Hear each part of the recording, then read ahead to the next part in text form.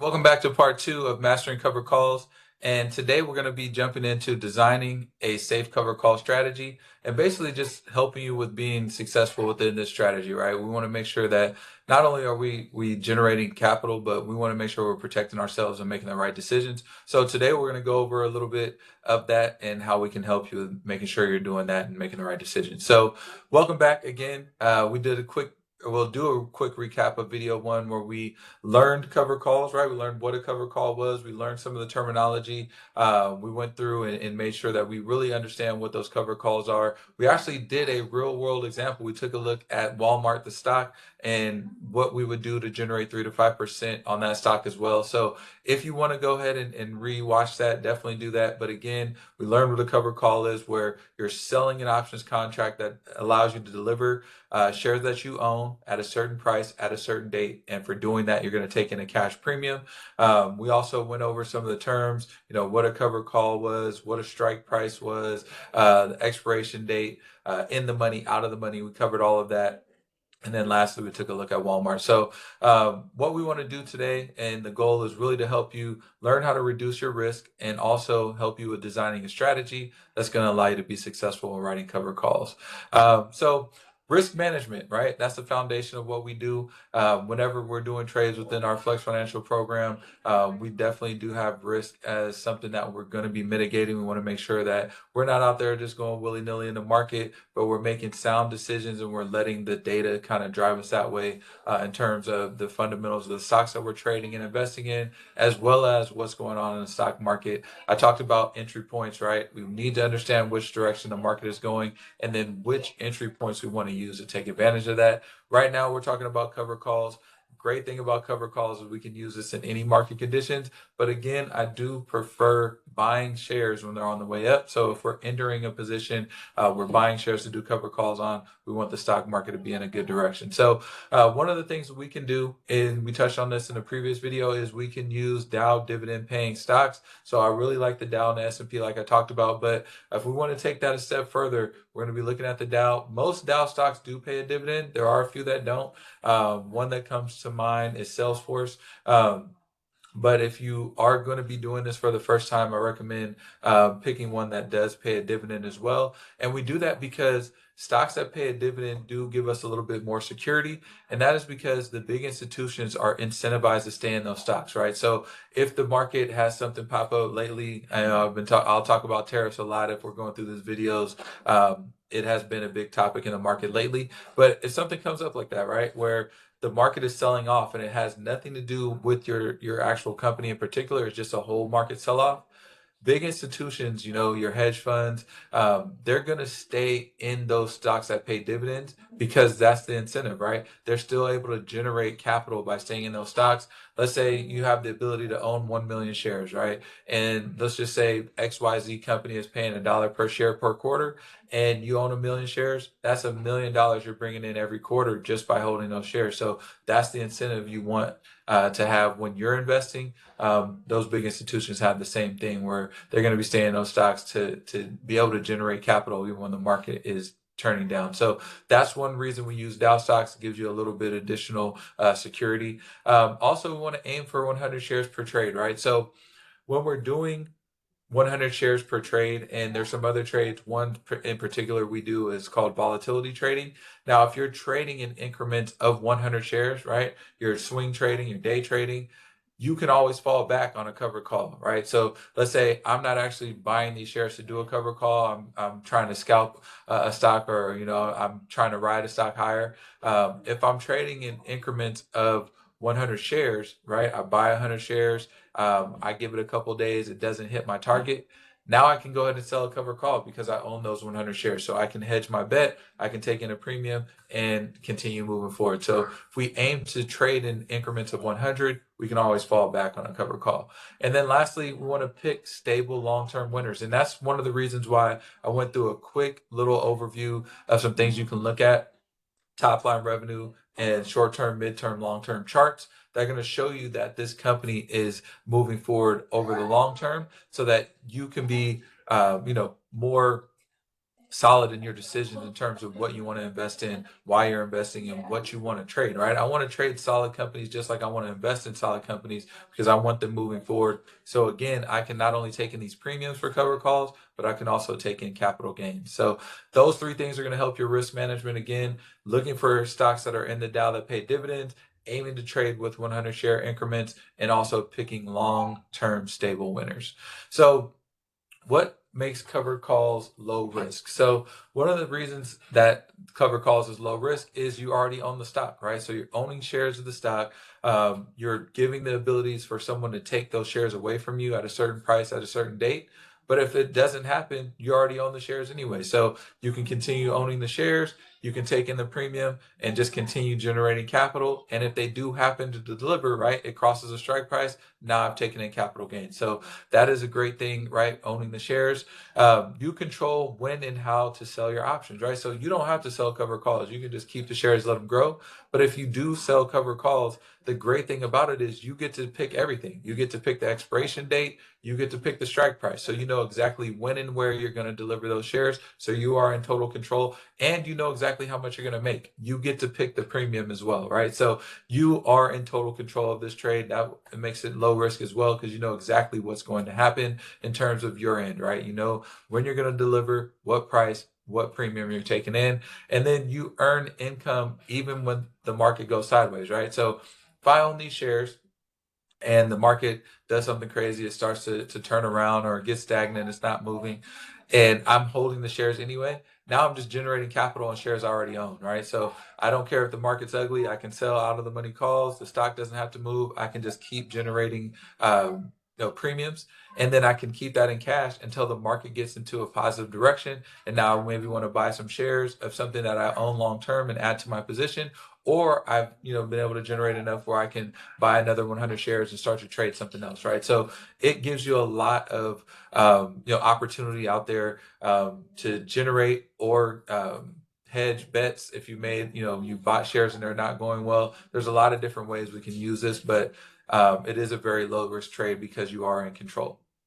All right. So selecting the right strike price. So this is a big thing in terms of what you want to accomplish when you're doing this trade. So if you select a strike price above your cost basis, you get the capital gains plus premium if you are called out again. So selling out of the money calls, right? Let's say, again, I give this example all the time, XYZ stock, I buy it at $99.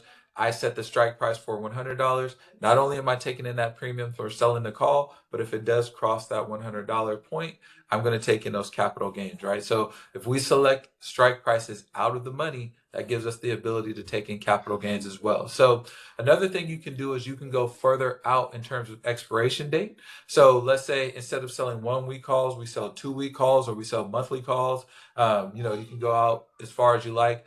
I don't usually go beyond 3 to 4 weeks. That's as long as I want to go out, because once you go out to a certain point, you are actually giving the stock more of a chance to hit that number that you're selecting as far as your strike price. And I just don't like to sit around for that long as well. I like to be in and out, usually 1 to 2 weeks. If the stock does fall, I may go 3 to 4 weeks, but that's about as far as I go. But if you go further out, right? So every expiration date that you go further out, you're going to see higher premiums. So let's say in the example in the previous video, I showed the 1 week call and it was 94 cents per share. If I would have went to the following week, it would have been higher than that. We could have been looking at maybe $1.70, $1.80, go out 3 weeks, a little higher than that, go out 4 weeks, a little higher than that. So if you want to lock in a higher premium, you can go further out. And also, if you do that, you are at a higher risk of assignment, right? Because you are giving the stock more time to grow. So if you are going out and you want to keep these shares, there are some times where you are selling calls on shares that you want to keep. So if you want to keep the shares, you want to go, further out of the money, give it some space where it can move, but also you don't want to give it a lot of time, right? So that is up to you. But if you want to go further out, you can lock in more premium. Just know that you're at more risk of assignment. And then lastly, in the money versus out of the money. So we've gone into this a lot. In the money, you're going to be selling strike prices that are lower than your cost basis, right? Lower than where you purchased it at. If you're selling out of the money, that's going to be higher than your actual cost basis or where you purchased at. And there's a few reasons why you would do that, right? If I buy shares at $99, right? Let's say I've been in this trade. I've had these shares for a year now. I've been trading them. I've been taking in premiums. I'm never getting called out, never getting called out. And now my cost basis has dropped. I've made some great money on the premiums, and I want to get out of the trade. I may sell an in the money call, take in a higher premium, and hopefully get out of the shares that way. So that is a reason you may want to sell in the money call. Or let's say you bought shares and you sold the next week call. Let's say on the 6th next week, and you don't get called out, right? I bought them at 99. I sell the strike price at 100. It ends up closing on Friday at 99.50 or 99.60, but below that $100. And then after market, it shoots up, right? It shoots up to 110. It just has a great run. Maybe they had earnings after close, something happens, but the stock shoots up in after market hours or pre-market hours. And I go back in on Monday and I'm going to sell another call at the end of the week. Now, my shares, I own them at $99, but now the share price is up to 110. I can sell a 105 in the money call, but it's still higher than my cost basis, where I'm going to take in a good premium, but also take in some capital gains and get a really high premium because I'm selling in the money. So there are some things that can happen, but for the most part, we're going to be buying shares at a certain price. We're going to be selling a strike price higher, again, so we can take in capital gains and take in the premium. So that is in the money and out of the money explained. And choosing the right expiration is also a big thing that we want to do, right? So we want to know how long we want to hold these shares. Now, when the market is moving in a strong upward movement, right? The stock market's doing well. I'm going to do shorter uh, expiration dates, right? I'm probably going to sell weekly calls. The market is moving. I want to take advantage of that, right? I'm buying shares. I'm selling the weekly call. I'm getting called out. I'm taking my premium, rinse, wash, and repeat. Now, if the market starts to get a little bit stagnant or slows down, or maybe the stock actually takes a turn and starts going down, I may do longer expiration dates in that sense, because I want to take in a higher premium, and also I want to give the stock a little bit more time to turn around and do the things that I want it to do. So depending on what's going on in the market, you are going to choose different expiration dates. Again, the market's moving pretty quickly and moving forward fast. We want to choose shorter expiration dates, take advantage of that, get in and out of the trades, get called out. But if the market is stagnant, or if I'm in shares that have taken a turn and starting to go down, I may look to some longer expiration dates, 3 to 4 weeks out, taking some higher premiums, and also give that time for the stock to retrace. So those are some things you want to keep in mind when choosing your expiration date. Now, what if the stock drops, right? So this is a question we get all the time on cover calls. One of the reasons I really do love this trade, because if the stock drops, right? Again, my example, you're gonna love it. You'll really enjoy the stock, XYZ stock, by the end of this training. So I bought XYZ stock again at $99, and let's say the stock drops. Now it's around $90, right? Great thing is I still own those shares, right? I still own the shares. If I sold my initial call at $100 right out of the money, I kept that premium. Now that call option expired, worthless, right? Expiration date hit, it didn't hit that $100, so I still own the shares, I still keep the premium. Now I can sell another cover call against these same 100 shares. Now, since the stock did drop, I may go 3 to 4 weeks out. I still want to sell an out of the money call, right? So I'm still looking at that $100 strike price, but now I'm going further out, giving it some time to get there, and also seeing some higher premiums by going further out. So that's what I want to do. And I want to continue doing that until the stock retraces. So again, I'm hedging those shares because they've dropped a little bit, but I'm taking in those premiums until it retraces and it hits that strike price that I'm looking to get out of those shares at around $100. Or if it takes a nice turn, I see I can go to 102, 103, I may be doing that. But that's what makes cover calls so great, right? Not only are we able to take in those premiums, but we still continue to keep premiums even if the stock doesn't do what we want it to do. But that is one of the reasons why we do the research, right? We want to make sure we're doing the research, again, the top line revenue and the charts, to make sure that we're making good decisions before jumping in. So that's what we'll do if the stock drops. Again, we're going to continue to sell cover calls on those shares. We're going to continue to own them, and we're going to maybe look at some further out expiration dates.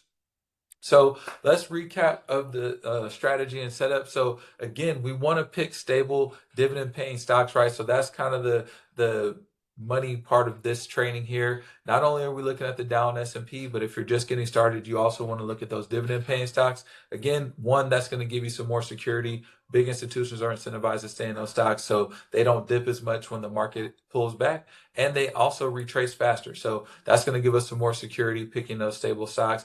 Also, if the stock does dip and we're holding these stocks for a long time, you're also going to be getting dividends on these shares, right? So you're going to get dividends, you're going to get premiums, and you're going to get the eventual gains when the stock does turn around. So set your strike price just above the purchase price. So again, we looked at the option chain in the first video, and I keep giving you our XYZ example. I buy the shares at 99. I'm going to be looking to sell at 100, 101. So something right out of the money if I'm doing those shorter dated, right? So it gives me the ability to take in those premiums as well as the capital gains.